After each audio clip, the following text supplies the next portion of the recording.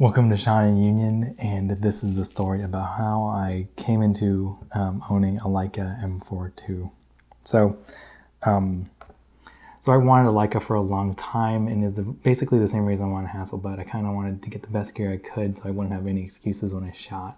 I think a lot of people try to get more and more cameras, and they try to own 10 cameras. Instead of doing that, I just wanted one really good one.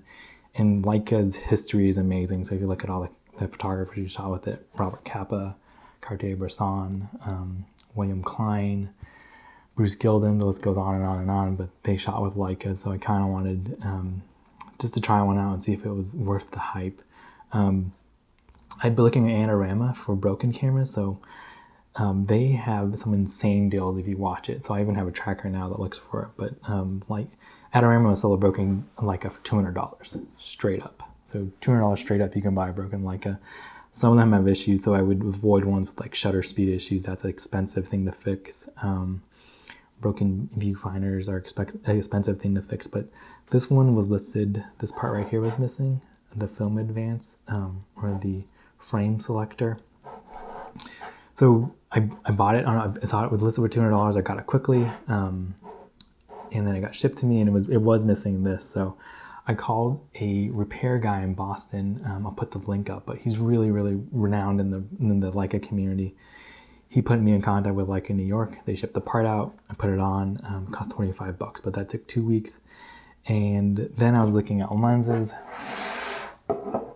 I had this lens, a Jupiter 8 LTM lens. So these are Russian lenses that are made for Leicas, and they're LTM, which means Leica thread mount.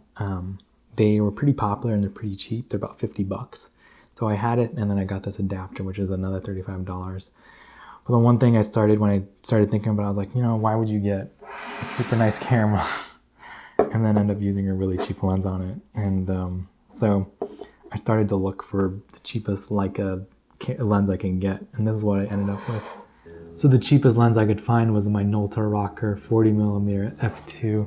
The story is, and I think in the 1970s, I'll put the date up if I'm off, but in the 1970s, Leica and Minolta had an agreement where they would kind of do a collaboration, and they made the Minolta CLE, the Leica CLE, and they developed this 40mm lens. There was a Leica version, there was a Minolta version.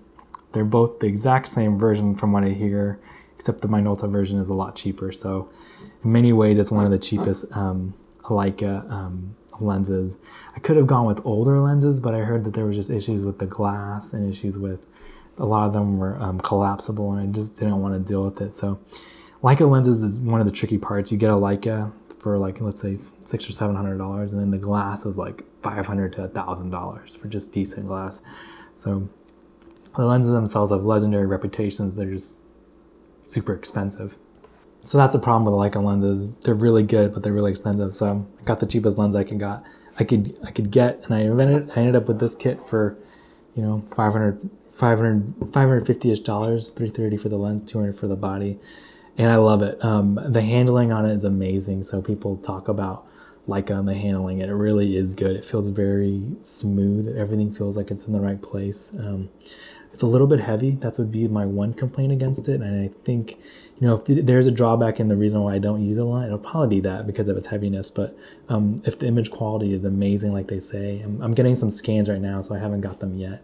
But I'll put them over the speaking part. But when I do get them, and if they come out as sharp as people say they will, I probably will be using it. So there's that sacrifice, you sacrifice weight and you sacrifice portability for image quality. But if the image quality is great, man, that beats everything. So that's kind of the reason why I wanted to get a Leica. I just didn't want to mess around with, kind of wanted to just buy one and get it over with. So it's the reason I bought one, and it's a great camera. It feels like something that's well made. The Leica M4 II is actually one of the cheaper Leica models too. So there's the M4 and the MP, which are kind of like the peak of Leica's manufacturing, and the M line, and then this came out after, and it was produced in of lesser materials and in Canada, not in Germany. But for me, who cares? I think it's still a Leica, and this one's still amazing. It still feels great. So I hope you guys enjoyed that video of this little story of how I ended up getting a Leica. I never thought I would get one, but I ended up, things worked out and I did. If you did like this video, remember to like it and subscribe to the channel. If you guys have any questions about this camera or anything else, just put it in the comments. I will see you guys again next week. Thank you guys. See ya.